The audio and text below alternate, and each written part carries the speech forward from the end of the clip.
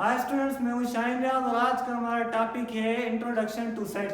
तो बेसिकली हम सेट को डिफाइन करने से पहले इसके बैकग्राउंड में जानते हैं कि सेट की एप्लीकेशंस क्या है और सेट का कॉन्सेप्ट किसने दिया था फर्स्ट टाइम। तो बेसिकली जो 19th सेंचुरी में सेट का कॉन्सेप्ट दिया था जॉर्ज कैंटर ने। तो जॉर्ज कैंटर ने इसका 19th सेंचुरी में फर्स्ट टाइम कॉन्सेप्ट दिया था, जॉर्ज कैंटर। और उसके बाद इस कॉन्सेप्ट को 20th सेंचुरी में मजीद एलेबोरेट किया गया डिफरेंट मैथमेटिक ब्रांचेस में। तो इसका कॉन्सेप्ट देने वाला था जो जॉर्ज कैंटर, ठीक है।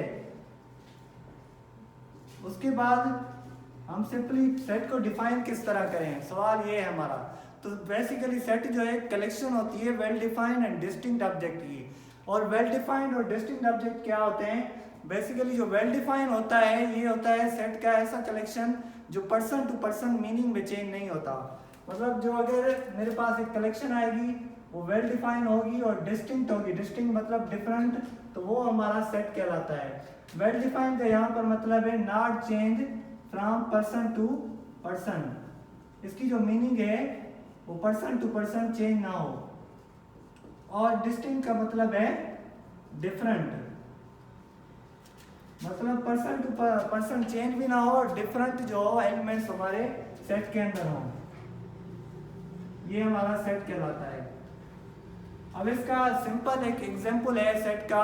अगर मैं किसी नेचुरल नंबर की स्पेसिफिक बात कर रहा हूँ, सपोज मैंने फर्स्ट 5 नेचुरल नंबर की बात की है, तो मैं किसी भी पर्सन से, रैंडम पर्सन से पूछूंगा तो वो मुझे पहले 5 नंबर कौन से बताएगा 1 to 5 तक, ठीक है। और मैं अगर सेकंड पर्सन से वो सेम बात पूछूं तो वो भी मुझे 1 to 5 ही बताएगा, क्योंकि यहाँ पर वेल डिफाइंड होता है सेट में कलेक्शन।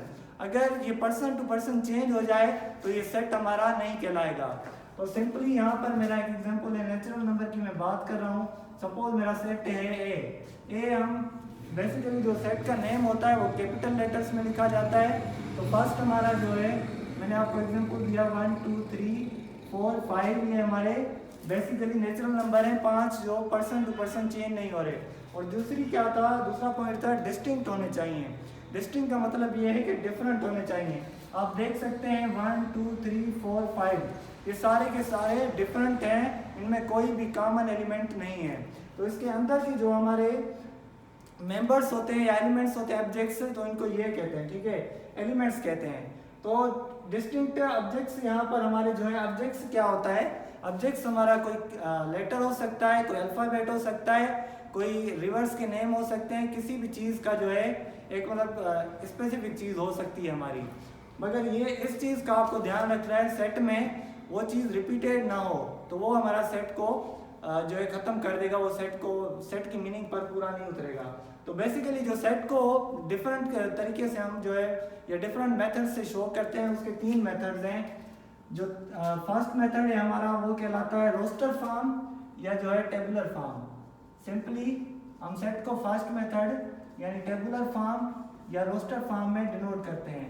जैसे मैंने आपको ये एग्जांपल दिया सेट का 1 to 5 तक, तो ये बेसिकली ये क्या था, ये हमारा एक रोस्टर फॉर्म था, पर आप इसको सेट नहीं कह सकते थे। अब इसमें क्या है कि जो सिंपल हमारा रोस्टर फॉर्म है, रोस्टर फॉर्म में हमारे जो एलिमेंट्स होते हैं वो कर्ली ब्रेसेस में बंद होते हैं। ये आपको जो ब्रेसेस नज़र आ रही हैं इनको हम कर्ली ब्रेसेस कहते हैं।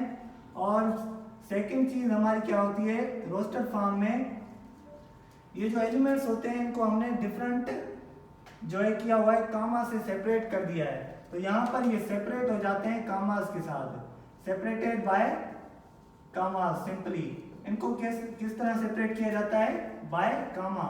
तो सिंपली आप ऐसे कह सकते हैं सेट की ऐसी फॉर्म जिसमें हम उसके एलिमेंट्स को कर्ली ब्रैकेट में क्लोज करके कामा से सेपरेट करें, वो हमारी रोस्टर फॉर्म या टेबुलर फॉर्म कहलाती है।